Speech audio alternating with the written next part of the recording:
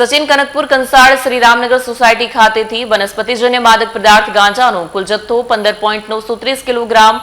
7,96,500 સાથે એક ઇસમને ઝડપી પાડી સુરત શહેર ક્રાઇમ બ્રાન્ચે આગળની કાર્યવાહી શરૂ કરી છે. ગુજરાત સરકારની ડ્રગ્સ મુક્ત ગુજરાત અને ઝીરો ટોલરન્સ પોલિસી અંતર્ગત no drugs in Surat city અભિયાન હેઠળ ગેરકાયદેસર માદક પદાર્થોની હેરાફેરી કરતા ડ્રગ્સ માફિયાઓ તથા તેમની ગેંગના સિન્ડિકેટ સભ્યોને પકડી પાડવા માટે પોલીસ કમિશનર સુરત શહેરનાઓએ સૂચના આપી હતી, જે અન્વયે કામગીરી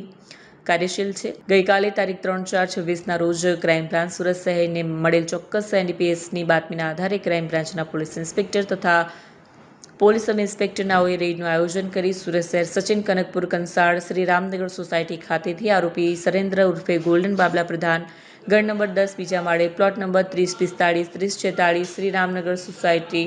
કનકપુર, ગુજરાત હાઉસિંગ બોર્ડ, સચિન, સુરત બડા ગુડલાઈ મધદેખામાં કોદડા, જિલ્લો ગંજામ, ઓરિસ્સાની રહેણાંક મકાનમાંથી વનસ્પતિજન્ય માદક પદાર્થ ગાંજા વજન 15.930 કિલોગ્રામ કિંમત ₹7,96,500ના જથ્થા સાથે પકડી પાડવામાં આવ્યો છે. મજકૂર ઇસમ મૂળ બડા ગુડલાઈ મરદામેખા, કોદડા, જિલ્લા ગંજામ, ઓડિશાનો રહેવાસી છે. મજકૂર પકડાયેલ ઇસમ ઓરિડા ખાતેથી ક્યાંથી મુદ્દામાલ લાવ્યો હતો અને સુરત શહેરમાં કોને આપવાનો હતો તેની તપાસ ચાલુ છે.